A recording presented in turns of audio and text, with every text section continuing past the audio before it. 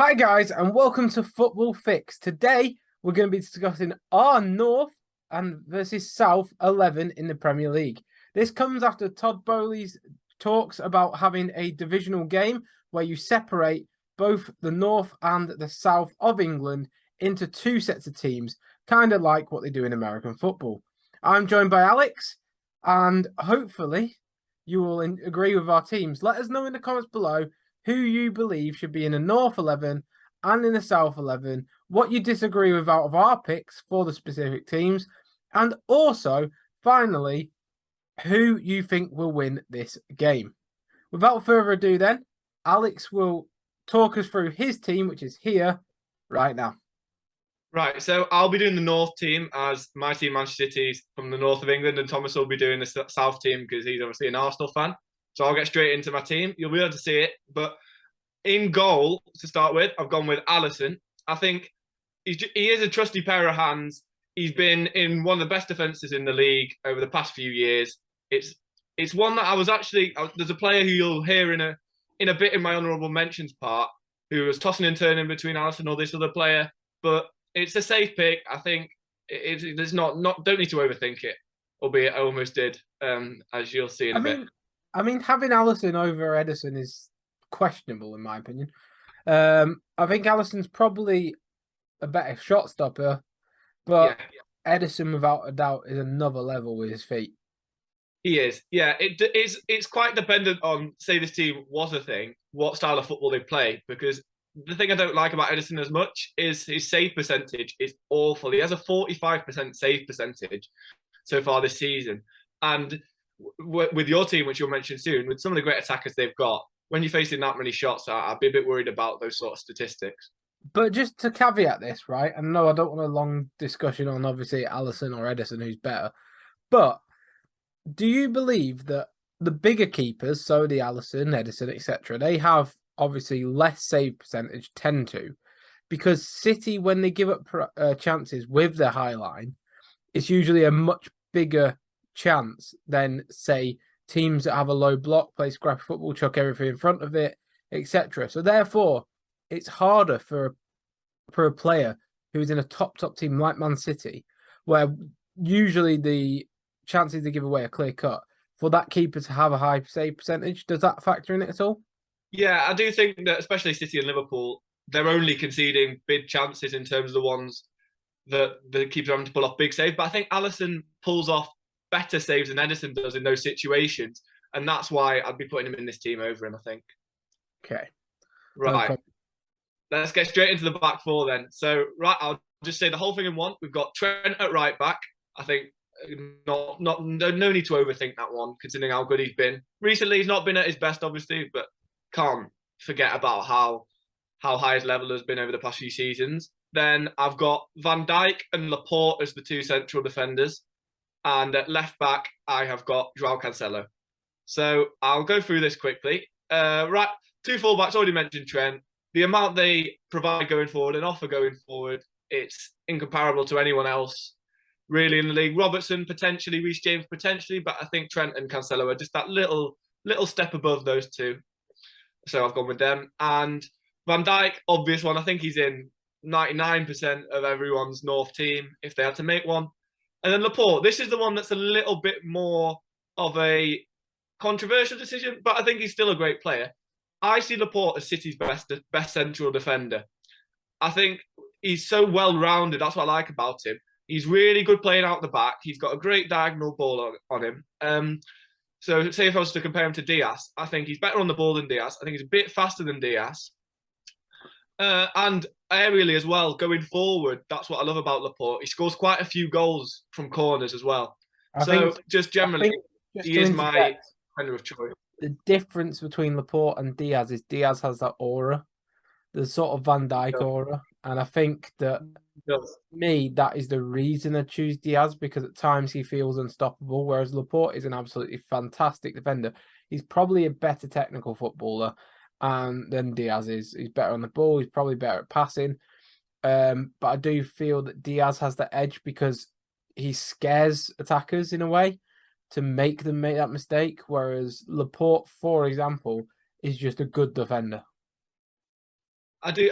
I get what you mean, but I think he would accompany Van Dijk better than Diaz would, because I think they're too like for like in how good they are. They're brilliant stoppers. Diaz, the thing that sets him apart from the other City defenders is how he puts his body on the line and how he can block the shots. They keep coming back.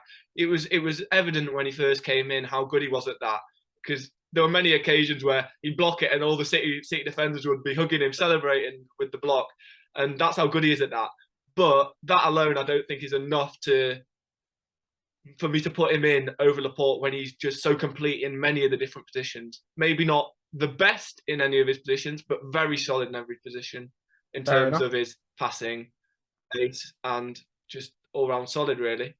Fair dues. Right, so I'll move on to my midfield now. Move on to the midfield. Oh, just a quick one, one. Cancelo, we haven't really elaborated on him. Oh, Cancelo. Yes, yeah. He's been brilliant. I can't really. It didn't pop into my mind. I'd put Robertson over him. I just think he's so dynamic in terms of his. I mean, yesterday, City played Dortmund. His outside of the foot pass epitomised what he is like. That pass. He's so unpredictable in how he plays. He's a midfielder. Yeah, he is. He's like it works so well for City's system as well with the overload of the ball. He's so unpredictable. He drops the shoulder like he's a winger. He can score. He's got great crosses on him. That's why I put him over Robertson. I think he's that little bit more technical and dynamic than Robertson. And also, I love the fact that he can play either side. You don't see many footballers that are as versatile as him, considering playing left back and right back. They're actually quite different, considering you need to have the ability on your left to be well enough to be able to not stand out as a weakness on that side, yet he's still really solid on the right as well. That's what I love about Cancelo. Fair enough. Go on for your midfield. This is where it looks really biased because my whole midfield is Man City players. It sounds very biased, but straight away when I thought, I don't agree with it. I think Rodri is my defensive midfielder of choice from the Premier League. I think he's the best one, and then De Bruyne. They were the two I was always going to put them in. And then the third midfielder was a toss-up between two. It was between Bernardo Silva and Thiago from Liverpool. I really like both players. I think they're really technical. But I have gone with Bernardo Silva just because of his work rate and how relentless he is with his press. That's what I love about Bernardo Silva. And I think he offers a little bit more than Thiago. Well, Thiago's brilliant. Don't get me wrong. Thiago is a brilliant player. His pass in between the lines is superb, but I prefer Bernardo Silva for his attacking ability as well as his defensive, because I think he is as good as Thiago defensively, but still offers more attacking wise as well. So that's why I've gone with him instead of Thiago. I'm sure you don't agree with this one. How do I say this? So that might be your first howler. Probably since we started doing videos. That is a horrendous take. Firstly, Thiago by far and away is the second best midfielder in the Premier League. I don't think there's even a debate. The Liverpool with Thiago and without Thiago shows how good he is. He's probably, I'd argue, even more complete than KDB. KDB's a better player. KDB, hang on. KDB's a better player. He's better creative. He's a better goal scorer. But Thiago has better defensive solidity than KDB, while also being very creative. So as a complete midfielder, I would argue Thiago is better. I think that is a Liverpool bias coming in there. I love Bernardo Silva, don't get me wrong, but he doesn't lace Thiago's boots. And then I'll go on to Fabinho and Rodri. And this one, I can't slate you too much because Rodri's been fantastic for 16 months or whatever since he turned it around at City. But I think as a defensive midfielder, Fabinho is a better defensive midfielder and a better option purely because I think that it's system related. If you put Rodri in any other team in the world, and I know football doesn't work like this, but if you put him in any other team in the world, he isn't as effective. If you put Fabinho in any other team in the world, he's a better player. So for a DM, I think that he's better. Just like Victor Moses was one of the best right wing backs under Antonio Conte. You put him in any other team, he's a bit average. The same applies for Wijnaldum, Henderson, system players. are elevated by the system. That being said, he is a very good player. Don't get me wrong, but I think Fabinho and Thiago edge your two. But it's not my team, not my list. So carry on with your attackers. Right. One thing I will say is what I've noticed recently, as Rodri, as you said, since he has his first season, and as many players at City do, they take a season to get in the swing of things because it is like adapting to a new league almost the way that we play. It's like passing fluid football that you might see in Spain. Since he's developed and adapted to City's style of football, something that's really made him stand out to me is his awareness because he's so good at getting his body in between his attacker and the ball just so he can coach the ball through and then play the perfect pass down the line. That's what I love about him. I think his awareness is what puts him a little bit above Fabinho for me. That's the only reason I've gone with him instead of Fabinho. Okay, well, we'll have to agree to disagree. Anyway, carry on. Right, I'll move on to the attack. I think the attack has less to debate on. I'll say it straight away. As you can see it on the screen. I've gone with Salah at right wing. No debates there, really. Like with Trent, I don't think there's any questions about that one. He's been the best winger in the league over the past 3-4 seasons. His numbers have been ridiculous. Got a couple golden boots. He's been superb. And while, like Trent, he's dropped in form recently, he can't be scoring every single week for 4 seasons in a row. That's not possible. Just to point out, and this relates to my earlier comment, these two players have dropped in form since Thiago's been injured. Anyway, carry on. My thing with that, I'll talk about that, is I think Liverpool's backups in midfield are just that bad that you notice that much of a difference. I think if they had a very solid backup midfielder, say City, if we get an injury, we bring in Calvin Phillips, or even if Gundogan hasn't been playing as much, like last season, didn't play as much as the season before when De Bruyne was injured. He comes in and it's not much of a difference. But when Milner's having to play more, they don't even have Keita to use. I think that's why there's such a notable difference. Because Thiago's a really good player, don't get me wrong, I really rate him. But when you've got such a difference between him and then the backup, it's obvious that there's going to be a big difference in terms of the team's performance. I've said enough. Go on. Anyway, right, I'll move on to the other two. Erling Haaland, he's my striker. There's not much needed to talk about him either. He's been brilliant. Scores a ridiculous amount of goals. Scored yesterday as well. Unbelievable finish. He's topping himself at this point. There's no one else to compare him to, really. He's been brilliant. And then my left winger, this is the more debatable one. It's Luis Diaz is my left winger. And when I was looking through the potential players for this position, I thought it's Luis Diaz or Phil Foden. They were the two main ones I was thinking of for this position. But the thing I like about Luis Diaz is I think he's a bit more confident and he's more likely to take on a player and go and get that brilliant finish. I think his finishing ability is what puts him above Foden for me. So I've gone with Luis Diaz over Foden. And I like his energy as well. I love Luis Diaz's energy. I think that his ability to take someone on, and as against Crystal Palace and against Napoli it was, despite them losing, it was a great finish. He has a brilliant cut in, and then he slots it in the far corner. I love that finish from him, and I think he'd work really well in the system as well, with the energy of Haaland as well in behind. Might be a hot take, but for me, I think my left winger would have been Alan St. Maximin. He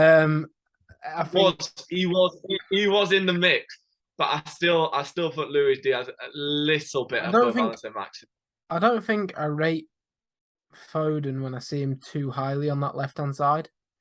I don't too much, but there weren't actually as many options as I thought for that left-hand side. It was Foden, St. Maximin, or Diaz. They were the three. I was thinking Foden higher just because I see him week in, week out for City, but those were the three. Right then. So, who's your manager?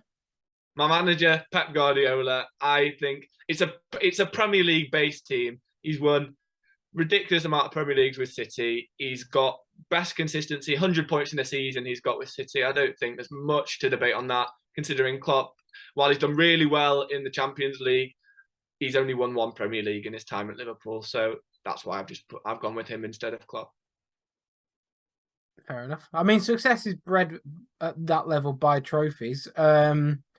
I do think that's kind of being a disservice to what Klopp's done, considering he kept up and lost out by 1 point as well in the year. Yes.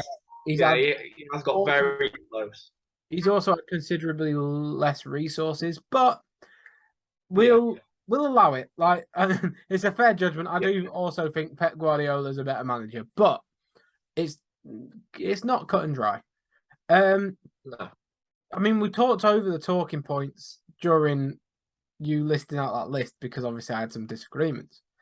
So other than the midfield, I think you've got it near spot on. I'd make a few changes here and there, but I can't disagree with that. What are your alternatives then? Because we've done a goalkeeper, a defender, a midfielder, and a forward alternatives just as a differential. So what are your alternative options? I'll go through. So in goal, this was I mentioned him before. I mentioned I had another goalkeeper I was thinking of. It's Nick Pope for Newcastle. I rate him very, very highly. I watched him a lot when he was at Burnley, and he was brilliant. His shot stopping ability is superb, and the one thing that frustrates me about him is his passing ability. I think if he got that nailed, he would be top 3 keepers in the league, maybe 4. But I think he's that good, and that's why he'll never be a top keeper. That's what puts him a little bit lower on the pecking order for me. But now he's got the really solid defense in front of him and a really solid team that concedes less shots. Newcastle, I think he's showing even more what he can do. So he was one I was considering, but just didn't quite have enough to get in over Alisson, considering how solid he's been. That's fair. And then defender is Nick Pope's teammate, Kieran Trippier. He's been brilliant for Newcastle as well. I really like Kieran Trippier. And his ability all round is superb. Some of these players, I will mention now, some of these players, I haven't gone for that obvious one because they're honourable mentions. I wanted to get in the players that you might not have thought of, like Kieran Trippier. I was going to say, Diaz missing out. If I was doing based on this is the best player, this is it. I mean, I would have gone Edison and probably Reece James, but these are the players I think you need to know. Well, you couldn't go Reece James. You're in a North 11, but you mean I'm not Reece James. Sorry. Yes, that's it. Right. So then in midfield, I've gone with Thiago. I mentioned him before. He was very close to being in my team, but he's my midfielder for this, and he's a great player. And Liverpool really have missed him, despite, as I said, they've got a lack of depth. They have missed him. I hear some salt there, by the way. Yes. Go on, carry on.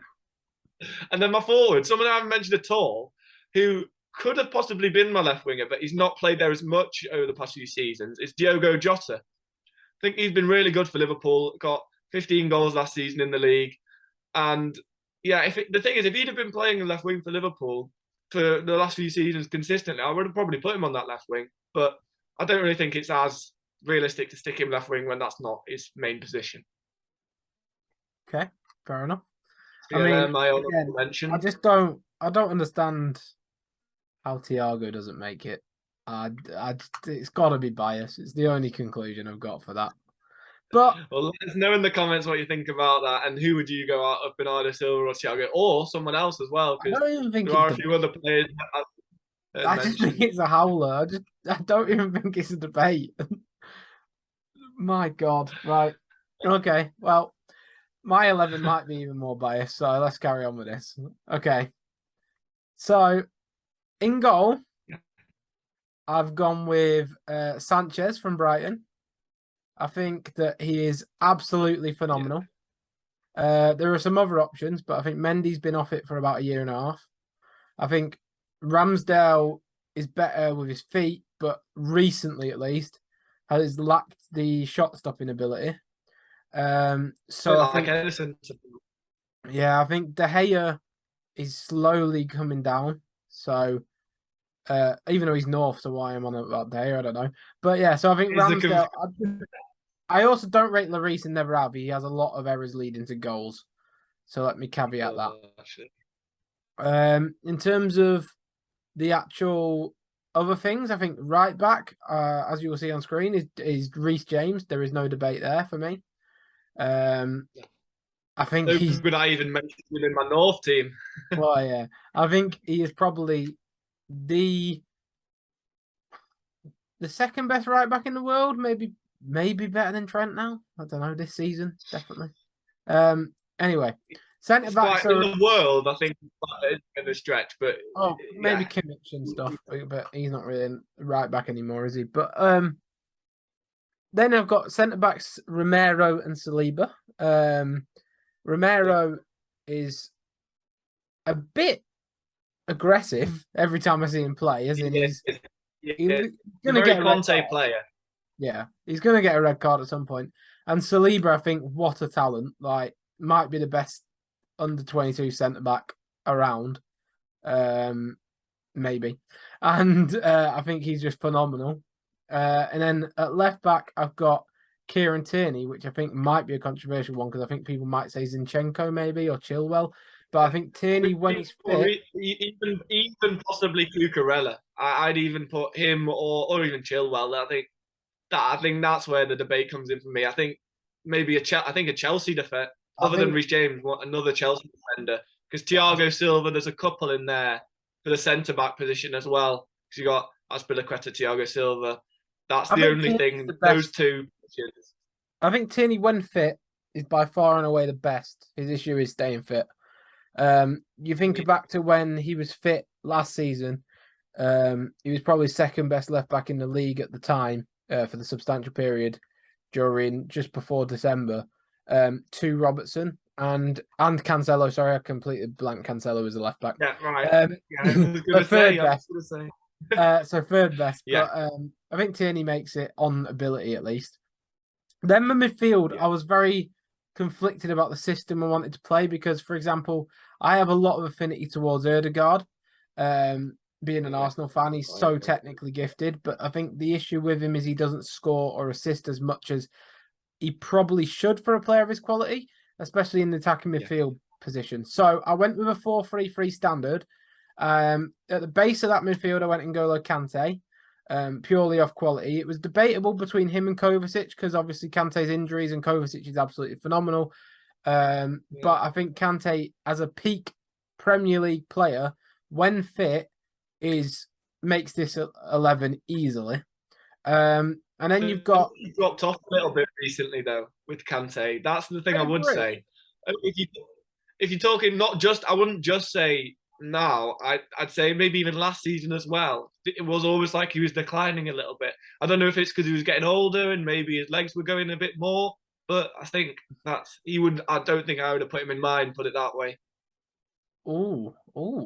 Well, I'd And agree. do, I think a half fit Kante is better than anything the league has to offer. The only other option really in my head for a DM is Basuma. And as much as I do rate Basuma, as you know, you rate Basuma far too highly. I Then think you that rate Basuma far too Kante's highly. Kante's my only option in that position. Then I've Yeah, gone with Declan Rice as my yeah, other central midfielder. Had a slow start this season, but still shows sort of glimpse of his ability. Just a very good box to box midfielder.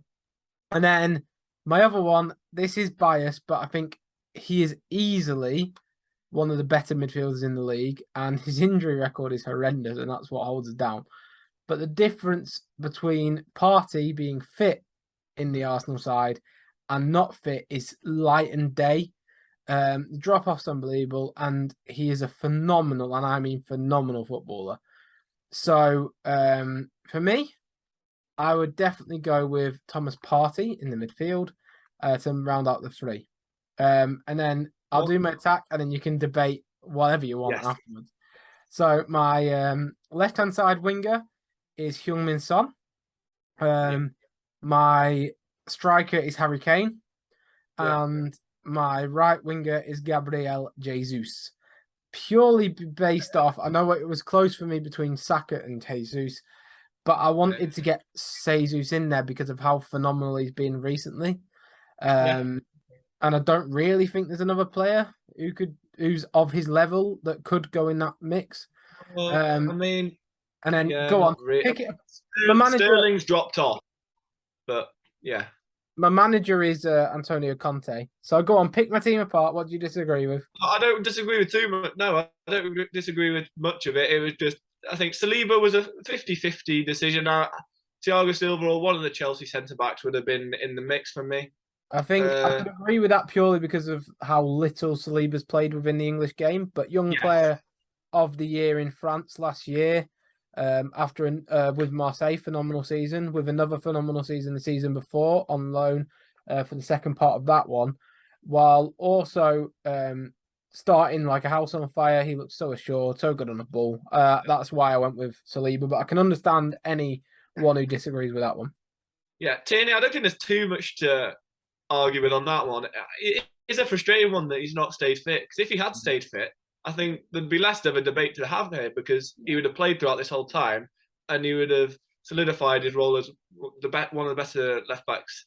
He already is one of the best left backs in the league, but even more solidified it. Yeah. But yeah, as I said before, Cucurella, Chilwell maybe. Chilwell's not been fit recently though. Cucurella's only just come to Chelsea, so Chilwell's been more of an injury issue than Tierney has, and that's saying something. So yeah, yeah. He had the thing is though, he had one main injury. That was the thing all across last season. I think Tierney got injured and came back, didn't he? yeah. And then Partey's the one of those three that I disagree with. I think if I were you, I would have gone Ødegaard there. I would have gone Ødegaard there. I think with Partey again, like with Thiago a little bit, it's the players that you're replacing him with, like bringing in El Neni or Lokonga or whoever you've got left on your bench. I can't. It's the difference between those two that is the big problem. I can't. I think he's a very, very solid midfielder, but I'm not Partey's sure. a Rolls Royce midfielder. Partey is world class.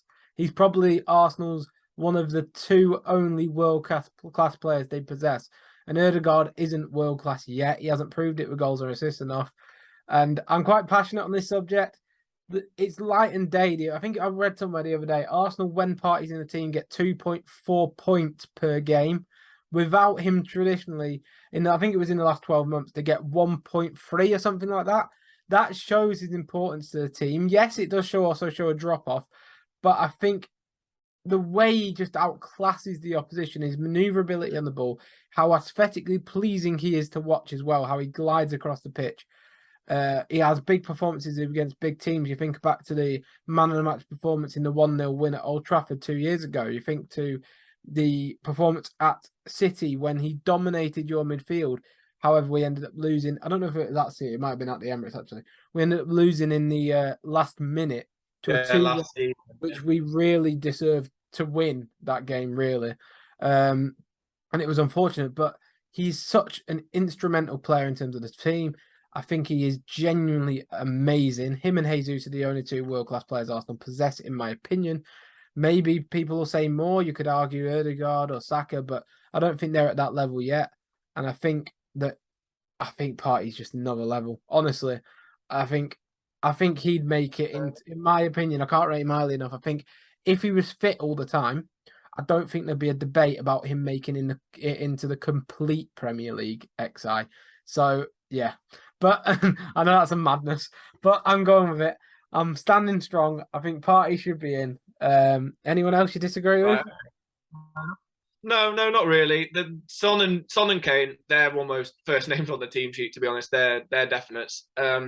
It's just Saka or Jesus on that right wing. It's a toss up really, and considering how good Jesus has been, not just this season, over the past few as well, with his output, despite not playing week in week out at City, he still had some decent numbers. I think there's not much of an argument.